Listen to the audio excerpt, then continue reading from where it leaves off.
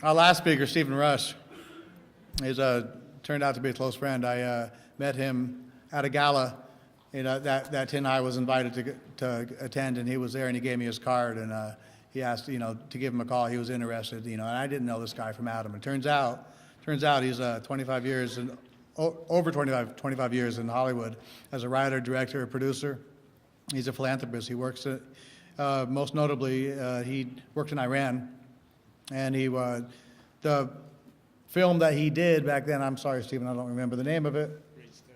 Bridge 13, all of the proceeds from that went towards, filming in Iran wasn't near as easy as it is filming here, I'm sure, on location. With all the proceeds from that, it went directly towards homes for street kids, the Iranian street kids. And we do have it really bad. We have it really tough right here in Las Vegas, the homelessness. We have it bad, but I mean, in Iran, being a street kid it's a whole different chapter, it's a whole different book. And his homes are still in operation today. He has nothing to do with them. What he did, he's a philanthropist. He got them all started, got them up and running, and he's started filming can I talk about D Coffee Shop? D Coffee Shop closes at 9 p.m. It's a TV show. He starts filming it here in Las Vegas. It's going to be based upon Las Vegas recovery.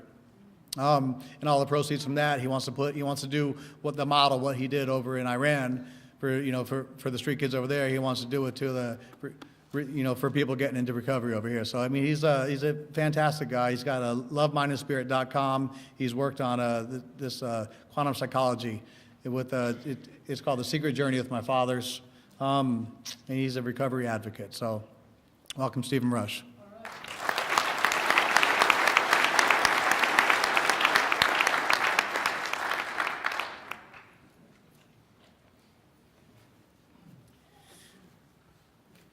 Well, welcome, every one of you. And I'm privileged to be here and talk about addiction, talk about recovery, talk about how we can, somehow in some way pass the message out. As a film director, I certainly had my share of using all kinds of drugs. So it's kind of like it was open field and you can do it. And we see the damages that is done, that I cried with my best friend that we hang around, Philip Seymour, and then also recently passed away with overdose. And also I worked with many different actors, actresses, such as Arnold Schwarzenegger. I directed many different feature films. I'm a member of a DGA, Director Guild of America, with more than 11 feature films, more than almost 35 television programming all over the world. I went to overseas. I went to actually have no intention to do anything with the homeless children, but I found these homeless children, 4 or 5 years old, in the middle of the streets, not even in Middle East, they are in Russia, they are over here, they're all over the place. And we decided, how can we get their voices out? How can we do something about it? And I found out no matter how much money I have, I can't afford to share and actually to save them. So the best things I could do is I could make a movie to write about they suffering. I want to tell you a story about this Pope. This Pope never wanted to speak. So they bring him to the balcony every year to talk. And he would say, my people, do you know what I want to talk about? And they said, yes. So he said, there's no need for me to say anything. And he walks away. The next year, he said, I don't want to talk. He goes in the balcony. He says, my people, do you know what I'm going to talk about? And the people says, no, I don't know. We don't know. And he said, you guys are stupid people. There's nothing I can talk to you about. So he walked back into these things. And the third year, people, they got smart. And the Pope comes on the balcony and says, my people, do you want to know what I'm going to talk about? And the people, they said, some of us do, some of us don't. And the Pope says, well, the one they know, tell the one they don't know. And he goes back there. So I was talking to Judge earlier, and he was talking about that we should have this audience for the people that they really needed to hear it. And I'm hoping today that what you're hearing, that what you understand about this addiction, that you can talk about it with other people.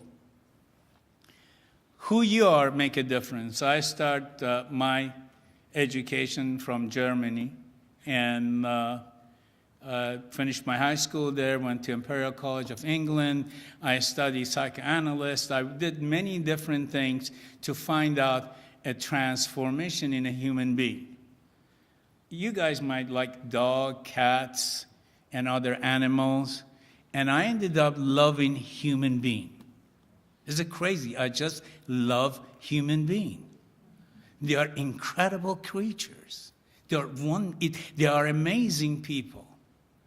When you go to the core of a human being, you find out who they are. You start going to love them for who they are and who they are not.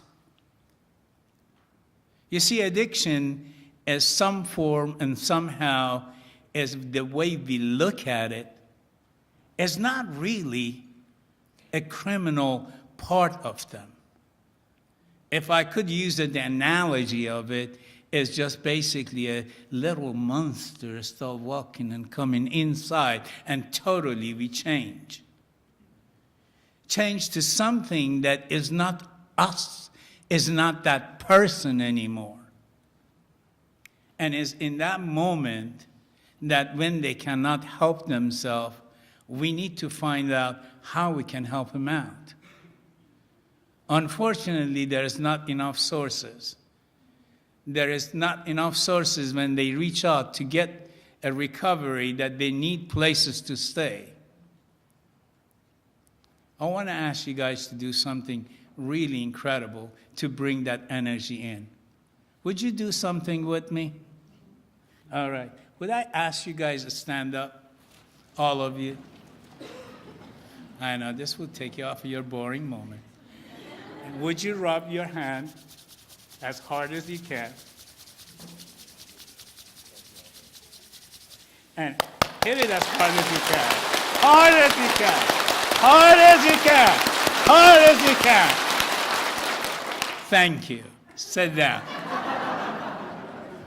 Do you feel the energy? It is the energy of all of us that can shift, can move things around. I am a believer on that. And I've been talking with more than 10,000 people attended to my secret journey with my fathers. It speaks about distinction of us as a human being. Judge was talking about it in very distinctive way.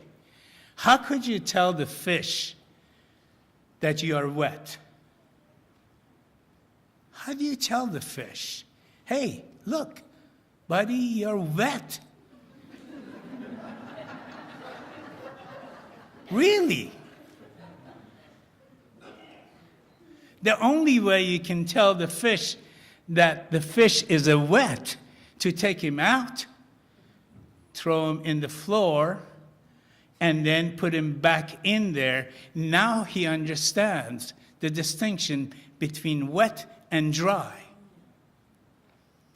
Really, when you're in the part of the addiction, you are that wet that there is no other way that you can find out how you can find recovery.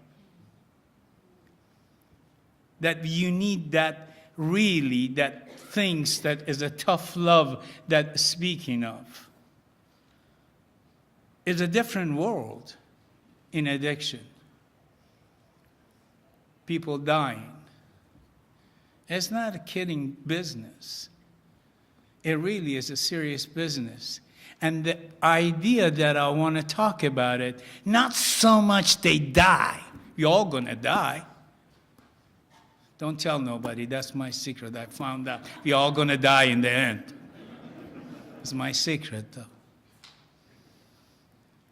But the problem is this. So many geniuses, they will die. And I will hang around with so many addicts, and I found one thing. Most of them, they are very, very intelligent, very smart, very intuitive. And the only thing happens from the family that I found out that basically they numb all that feeling. They feel that they had to numb it, not to deal with the reality of life. And it is in that moment that we need to help that smart, that genius, that makes a difference in the whole world, to be able to shift and not drown it in an addiction world. We really need that. You see, we're all different. On my research, I was in England, and we used to go to the mental hospital. And we used to hang around with the mental people, and we just go around and start talking to them. And I actually put the white uniform. I'm not a doctor, but I would put a white uniform to go in there and talk to them. And I will act like I'm friend with them. At one point, I had lots of this crazy mental people, they come into me and they sit down with me and they said, "Doctor, you know what? We like you better than the other doctors." And I would say, "Why?" He said, "Because you're like one of us." You see, it becomes that they get it. I see you guys laughing and you agree with them too. So that's kind of unsaid. But the key is, when we start connecting with the addict, when we connecting with the feeling, what they are going through, when we are able to do that in a right way. You see, I was talking to my friend that he has a kid, and you know that he's providing everything for the boy, and money, place, and everything else, and he is a drug addict. I would be a drug addict too if I get the money and everything goes on very well with me. Why would I want to leave the house? I got the supply coming in, and I don't care if I die.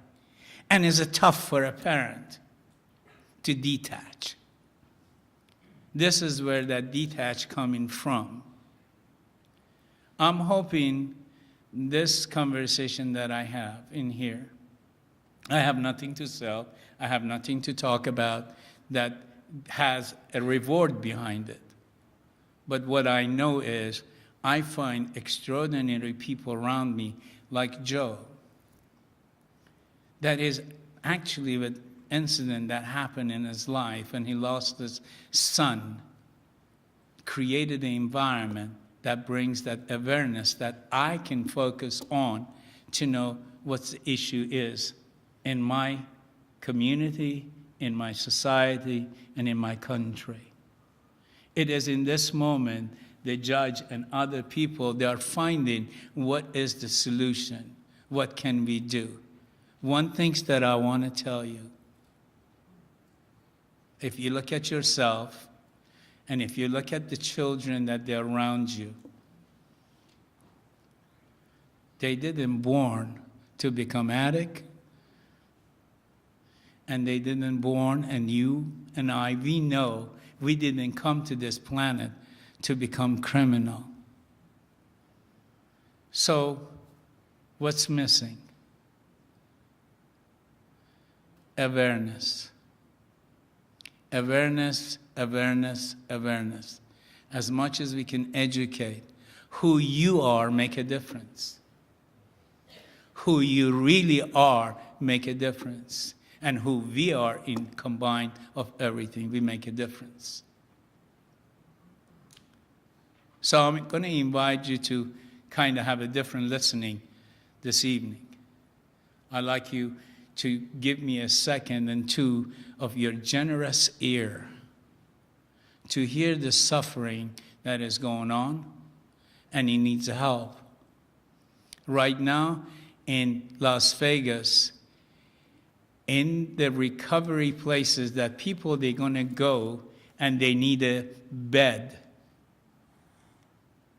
They don't have a bed if the addict goes and knocks at the door and says, look, I want to quit. I want to clean up. There's not enough funds.